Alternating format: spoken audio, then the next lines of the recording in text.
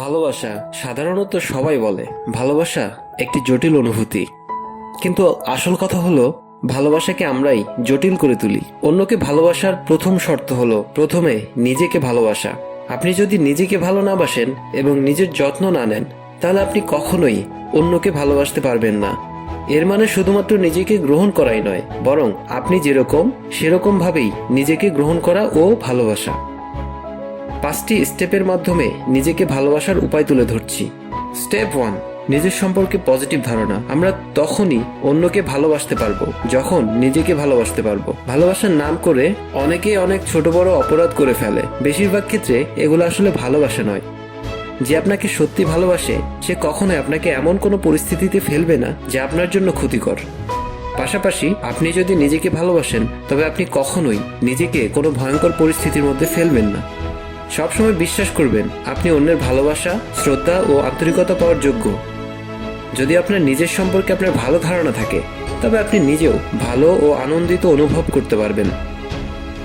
Step 2, নিজের ত্রুটিগুলো বুঝতে চেষ্টা করুন। নিজেকে ভালোবাসতে হলে আপনাকে অবশ্যই বুঝতে হবে অন্যদের মতো আপনিও সকল ক্ষেত্রে পারফেক্ট নন। পারফেকশনের জন্য শুধুমাত্র চেষ্টা করে যেতে হয়, কিন্তু প্রকৃতপক্ষে তা আমাদের ধরাছোঁয়ার বাইরে। প্রত্যেকেই শারীরিক বা মানসিক কোনো না কোনোভাবে ত্রুটিযুক্ত। অনেকে আছে যাদেরকে আপনি ত্রুটিমুক্ত ভাবছেন, কিন্তু তারাও প্রকৃতপক্ষে ত্রুটিমুক্ত নয়। তাদের অদম্য শক্তি ও চেষ্টা তাদের ত্রুটিগুলোকে ছাপিয়ে গেছে। যেগুলো পরিবর্তন করা সম্ভব সেগুলো পরিবর্তন করুন, আর যেগুলো সম্ভব নয় সেগুলো মেনে নিন। আপনি শুধুই আপনার মতো, অন্য কেউ আপনার মতো হতে পারবে না। স্টেপ 3, নিজের পক্ষ নিন। আমাদের মধ্যে অনেকে আছে যারা অন্যকে খুশি করার জন্য সময় নষ্ট করে। বাবা মা, প্রিয় মানুষ, বন্ধু বান্ধব থেকে শুরু করে বস পর্যন্ত, এই তালিকা অসীম। আমরা তাদের ইচ্ছার কাছে নত না হলেও আমরা যা করি তা আসলেই তারই শামিল। এই ধরনের মানসিকতা অবশ্যই পরিবর্তন করতে হবে। আপনি যদি নিজের পক্ষ না নেন এবং নিজের মতামতকে গুরুত্ব দিতে না পারেন, তবে কখনোই আত্মতৃপ্তি লাভ করতে পারবেন না।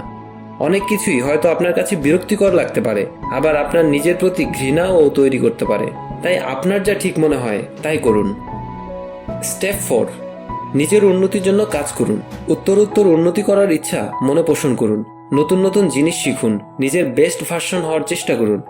আপনি কোন কাজটা সবচেয়ে ভালো করতে পারেন, কি ভালো করতে পারেন তা বোঝার চেষ্টা করুন এবং সেগুলো ভালোভাবে করার চেষ্টা করুন।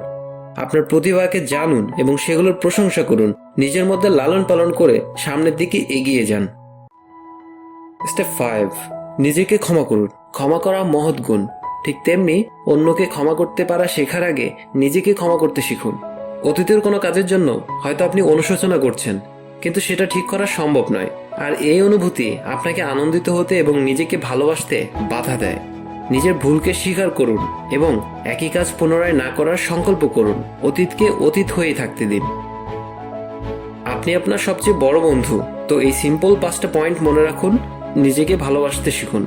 ভিডিওটি ভালো লাগলে শেয়ার করুন বন্ধু ও পরিবারের সাথে। বাস্তব মোটিভেশনের সাথে থাকুন, পজিটিভ থাকুন, পরিশ্রম করুন, সফলতা আসবেই।